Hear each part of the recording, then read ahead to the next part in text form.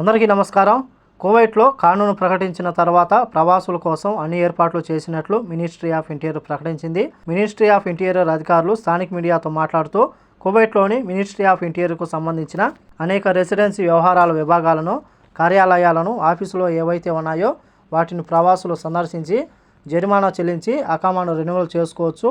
లేకపోతే కానీ ఎటువంటి జరిమానా ఫింగర్ లేకుండా తమ యొక్క దేశాలకు వెళ్ళిపోవచ్చు అని చెప్పేసి అధికారులు తెలుపుతూ ఉన్నారు. కాబట్టి కువైట్లో ఉన్న ప్రవాసులందరూ ఈ యొక్క అవకాశాన్ని వినియోగించుకోవాలని చెప్పి అధికారులు కోరుతున్నారు. అయితే ఆర్టికల్ 18 సూన్ వీసా మీద కొంతమంది ఉల్లంఘనదారులు ఎవరైతే ఉన్నారో కొత్త వర్క్ పర్మిట్ మరియు కొత్త కంపెనీకి స్పాన్సర్ని పొందవలసి ఉంటుంది. కాబట్టి మొదటి రోజు చాలా తక్కువ మంది వచ్చారని చెప్పి ఒక వర్క్ పర్మిట్ను పునరుద్ధరించడానికి మరియు వాటి స్థితిని సర్దుబాటు చేయడానికి సమయం పడుతుందని చెప్పి కాబట్టి కువైట్లో ఆర్టికల్ 18 వీసా సూన్ వీసా మీద ఎవరైతే ఉన్నారో వాళ్ళకు కొత్త స్పాన్సర్, కొత్త కంపెనీ దొరకడం కష్టమవుతుంది. కాబట్టి వాళ్ళైతే తొందరగా వాళ్ళ యొక్క వర్క్ పర్మిట్లను రెన్యువల్ చేసుకోలేరని చెప్పేసి అధికారులు తెలుపుతూ ఉన్నారు. మరి ముఖ్యమైన విషయం ఏమిటంటే ఈ యొక్క క్షమాభిక్షకు సంబంధించిన చాలామంది అడుగుతూ ఉన్నారు.